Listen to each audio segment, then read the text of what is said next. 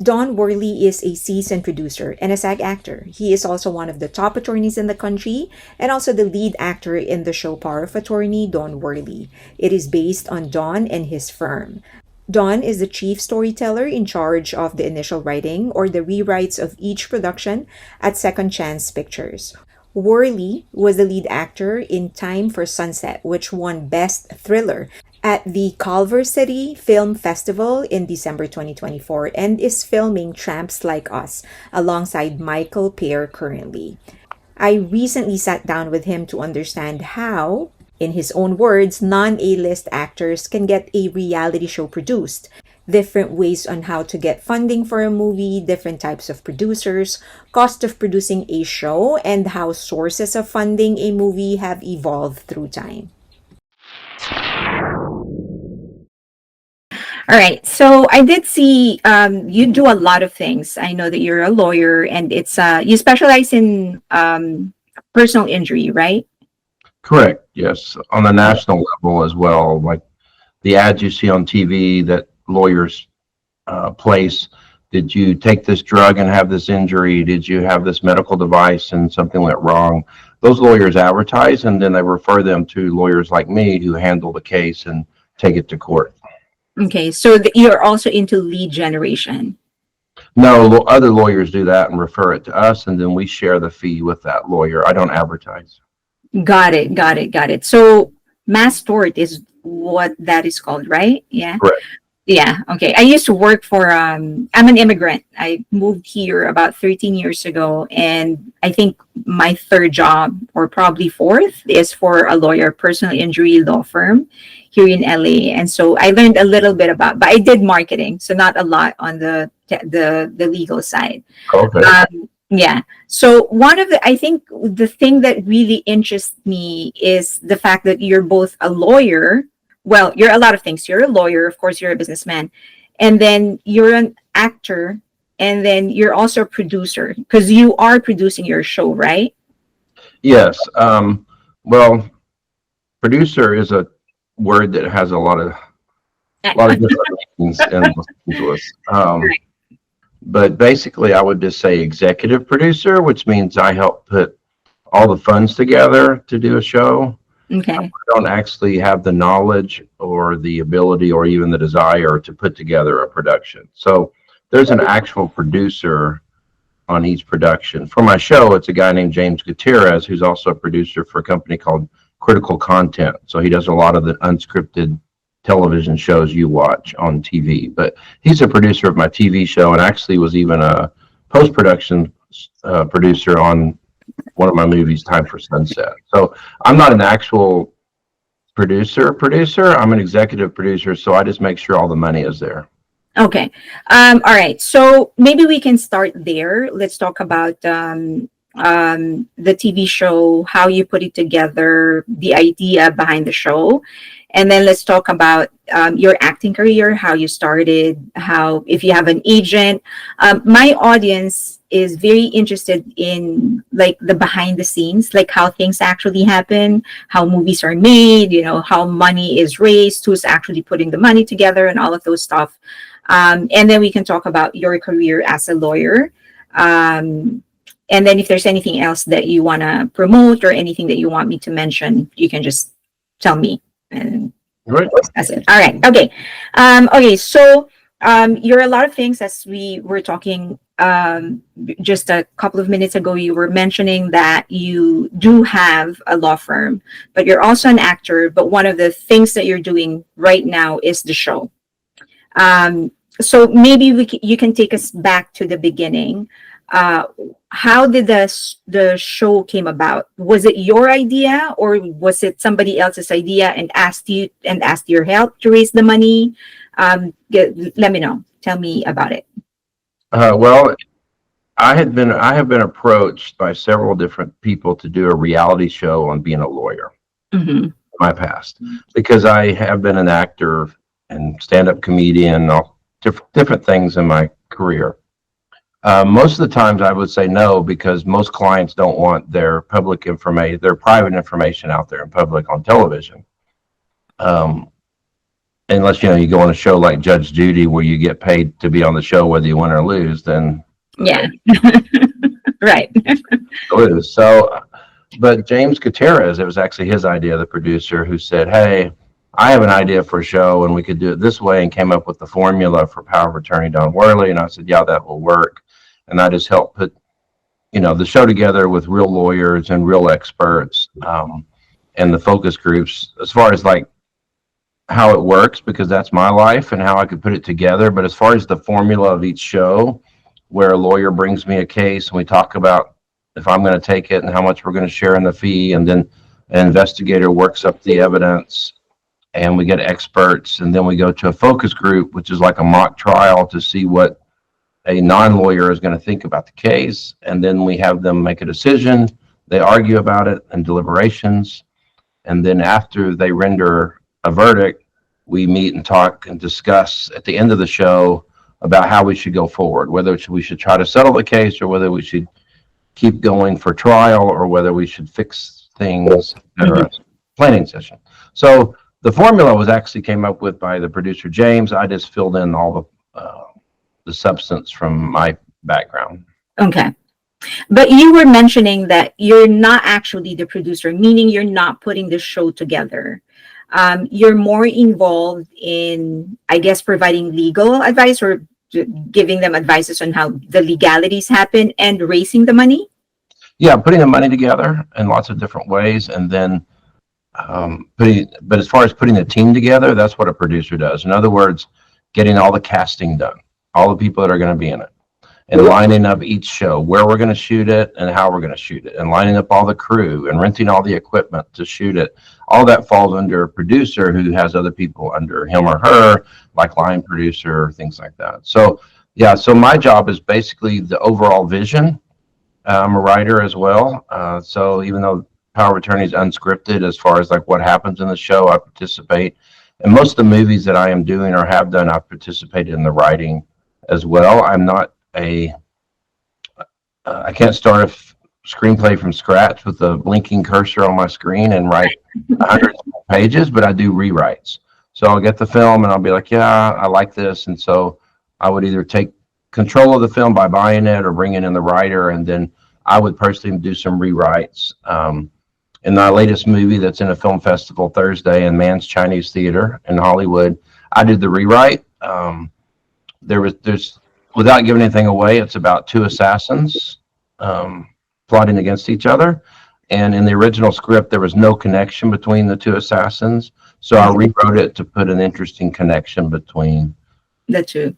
the protagonist and the antagonist. Okay. Okay, we'll get to that. Let me just ask a follow-up question on the show, the reality show. When it was proposed to you, as far as I understand, it has to go through a process of you have to go around and basically sell the show, find someone that will air it. And so, did that happen? Am I getting right? Or was that something that the producer was doing and you had no involvement in that? I had some involvement, but I was not the one with those relationships. The producer had the relationships because he's been selling shows for a long time. So it went on Discovery Channel first, and now it's on Amazon Prime and Tubi, but those were not my relationships. That's where, the producer or distributor come in. Okay. All right. And then how do you raise money for something like this? Where do you find the people that will actually put money in something like this? Well, obviously investors, but I own a company called Brandon Entertainment. I'm part owner. I was a customer, but I bought in recently. And what we do is we find brands that will put up money for the production if they can be integrated in the project. Okay. And it's not brand placement like a Pepsi sitting on the desk. Right. It's brand integration like Mel Gibson and Helen Hunt talking about Pepsi in the movie What Women Want. So it's integration into the movie. Or we did a movie, Lone Survivor, with Mark Wahlberg. And the military normally uses a certain type of guns, but Beretta paid money to have their guns used instead. So they're working a lot with Beretta guns, and they show guns. And so that's a popular way of financing projects now, because it's a different world. Some of Right. your listeners, if they're filmmakers, understand that it's hard to get a check when you finish a movie or a TV show. Right. Streamers are in charge and they want to do what's called rev share. In other words, throw it on our platform and we'll share any money we make. Right. Right. So it's hard to promise an investor any type of return or the money back if you don't know what you're going to be getting. Okay. But I'm assuming that it wasn't always that hard. I'm assuming that before things changed, you can go the traditional route, meaning you can actually approach people that will put money expecting some kind of return.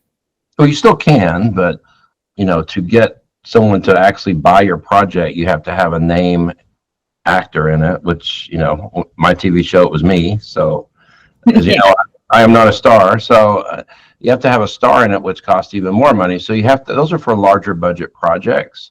Okay. A lot of your indie films that are 300,000 to $1 million, they're not going to have a star that someone will write a check for.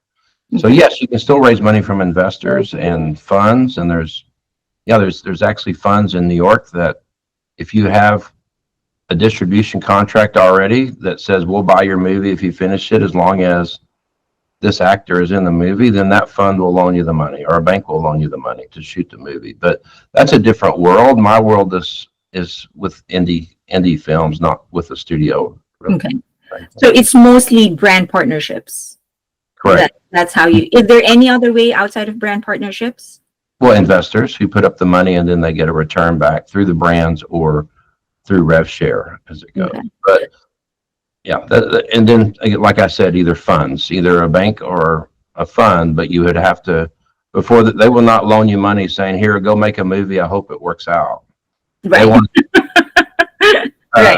They want a distribution agreement that says XYZ, Lionsgate's agreed to buy your movie if you finish it for X amount of dollars. So they're just, buying the paper basically. Okay. So now going into the distribution of it, the platforms, streaming platforms, are you actually earning anything from them?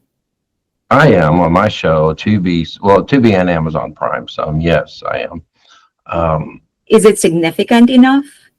It's not significant funds, no. Because, like I said, there's not a star in it. If somebody's interested in legal shows, they'll watch the show, but they're not going to be searching for Don Worley to watch the show. So they have to come across it as a legal show or search for a legal show and then for it to come up or know about it. But no, it's not significant funds. Okay. How much does it cost? Would you know this? How much does it cost to produce one episode of a reality show like yours? Well, mine's a little different. Mine was done, at somewhere around $100,000 an episode. Mm-hmm. But a lot of these shows, it's $1 million an episode, which is, very expensive. So the reason we were able to do ours is because it was basically just someone capturing our daily activities, basically. Right. So, and also we had limited locations. Like it was mostly we had a few exteriors where we were meeting to talk about a case, but most of it happened in the office or in the conference room or in our jury room, our mock courtroom. So one of the most expensive things of any kind of film or video production is multiple locations, having to pick up and move. But if we had everything at one location, it was much more affordable. Okay. Okay. So if you're putting in $100,000 per episode, would you have any kind of idea on how much you need as a return for you to break even? Well, I mean, if it's 1.2, if you have 12 episodes, there's 1.2 million, then you have to bring in 1.2 million to give the investors just their money back, unless you have brands.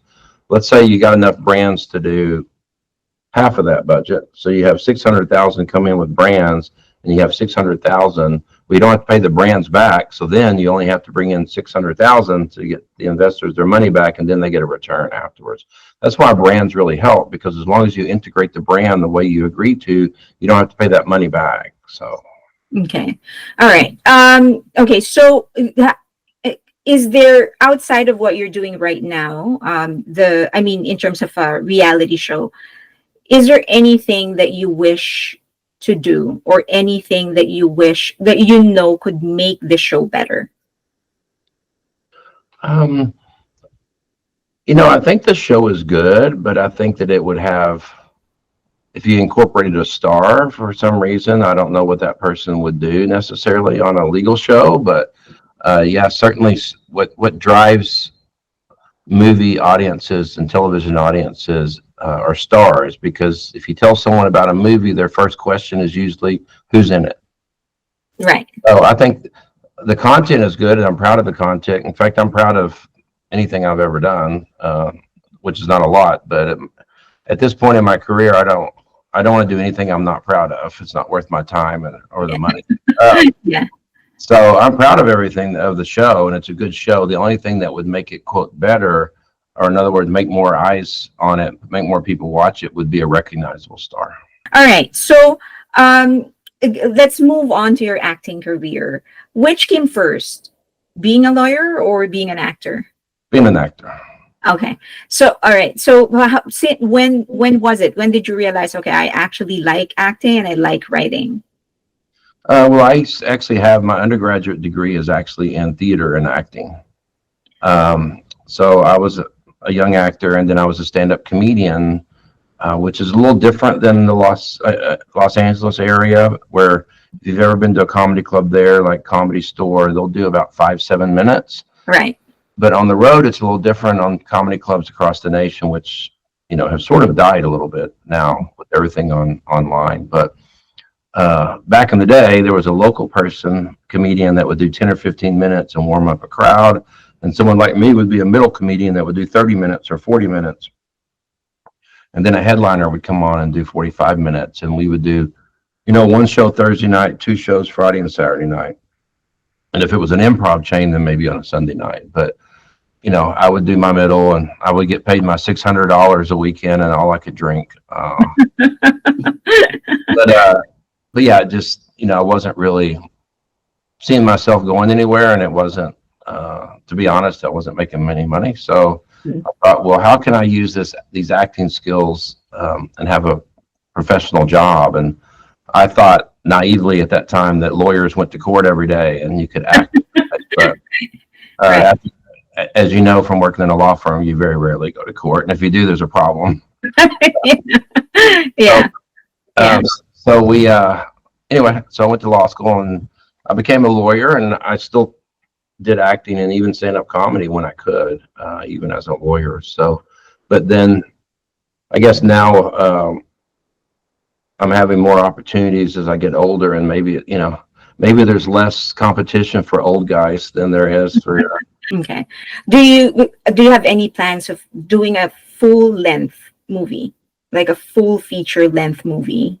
Yeah, that's the one we just finished. That's in the film festival this Thursday at Man's Chinese Theater, called Time for Sunset. It's a full-length feature film. Yes. Oh, okay. But it is in a festival. How do you get your movies there? Do you just submit an application or do you actually need to know somebody in the festival to get considered? No, you just submit, and then it's been in 2 festivals so far. It won Best Cinematography at Gulf Coast Film Festival, and it won Best Thriller Feature at Culver City Film Festival there in LA. And this is the Golden State Film Festival at Man's Chinese Theater on Hollywood Boulevard. So Thursday it screens at 4 p.m. and then the award ceremony are Friday night. So it's been in 2 so far, and has been fortunate enough to win awards in the 2 so far. So before it's distributed, I think it's important to show some credibility. Like, we have some good reviews of Right. reviewers that have reviewed it, and we have won some film festival awards to set us apart as an indie film, since I'm the lead. And again, Don Worley is not a star. So if you have a movie with no star, that's a lower budget film. It's not a studio movie. I think it's important to position yourself for the best distribution possible with film festival awards and good reviews from online film critics. How long did you make the movie? Did you make the movie? How long did it take to make it, or how long is the actual movie? How long did it take to make it? About a month. Oh, wow. That's short. Mhm. And that includes end to end, including editing? Yeah. No, that's shooting the movie. Okay. All right. And then who takes care of distribution? Is that you or someone else? Well, I'm have several different distributors talking to me now. We have a few offers, and it's not going to be me. It's going to be the distributor that has the relationships with Amazon Prime, Netflix, Roku, AMC theaters. Because a filmmaker can't just call up AMC theaters and say, "Hey, will you take my movie?" Right. They have a relationship and a contract and an output deal, a distribution agreement with the streamer or the theater chain. But okay, but with somebody like you who already has some amount of portfolio, like you have some work to show off. You Do you think it would be feasible for you to just call Netflix and say, just for example, Netflix or Amazon Prime, and say, "Hey, I have something to pitch." Is that something that you think at your level is already possible, or you still need somebody that has direct connection with them? Well, I would say it's always better to have someone else speak on your behalf. Okay. Like a publicist. If I were to call you and said, "Can I be on your show? I'm really funny and good," you'd be like, "No." But a publicist saying, "Hey, you should have Don Worley on your show," it's better to have someone else talk about you. That's why actors have agents in LA. Because Right. if they called up a movie director or producer and said, "Hey, I'm a really good actor. Can I be in your movie?" They'd be like, "Don't call me again." But an agent says, "You should use this guy or this girl because they're really good. Here's some work they've done." Much like being a lawyer. If my client called up a big company that owns an 18-wheeler truck that hit him and says, "Hey, I was injured. Will you pay me some money?" They'll be like, "Sure, here's $1,000. Go away." Right. The lawyer, I can say, "Hey, they're injured. I have this medical expert who's a doctor that's going to tell you how they're injured and why they can't work anymore. And here's an economist to show how much money they're going to lose because of this." I'm representing that person and speaking on their behalf. It's always better. So that's a long answer to yes, I could go pitch it to one place, but I can't pitch it to every place because I don't have relationships with them. And it's better to have someone advocating on your behalf than you for yourself. Okay. All right. Got it. Okay. So a little bit about your law firm now. When did I'm assuming that after graduation, after you got your license, that you worked for another company, or did you immediately put up your own company?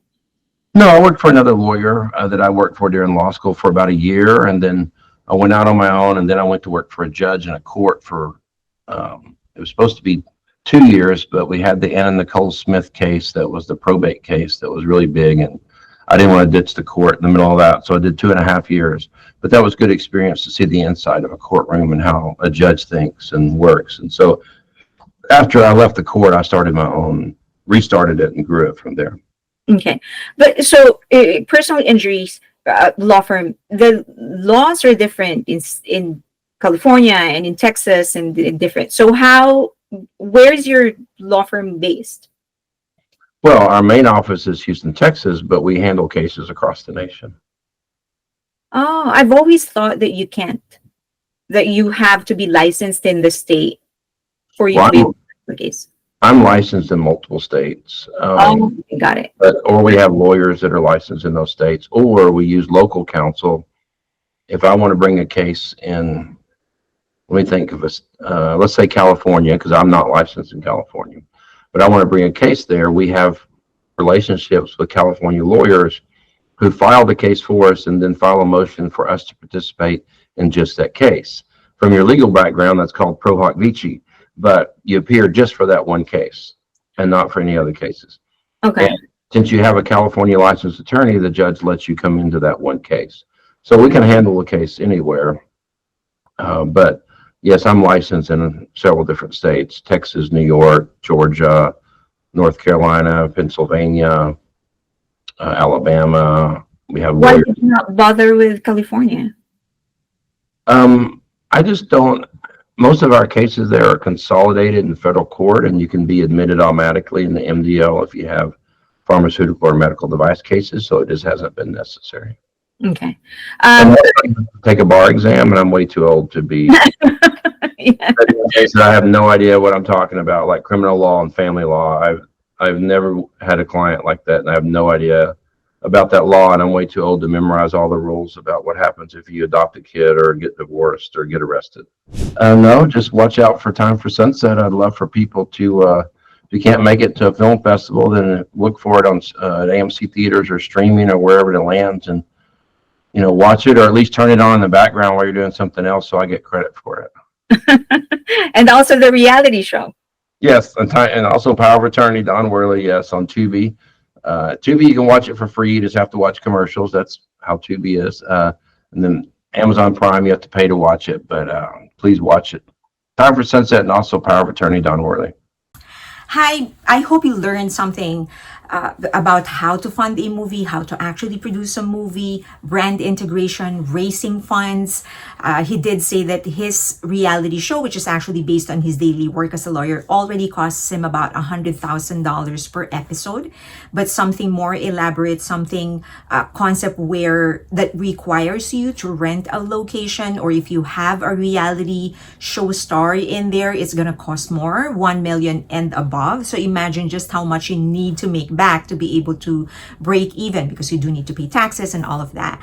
I will be interviewing more people. The next episode is actually with Shannon Wong. She's an actress. She's starting to transition to mainstream acting. She used to be in the kink space, and she's a very, very interesting person. I hope that you watch out for that. And I will continue to interview. If you have anybody that you want me to interview, any expert that you want me to interview, let me know and I'll try to book them. I will also be interviewing an entertainment lawyer. So if you have questions about trademarks, IPs, contracts, all of those stuff, let me know.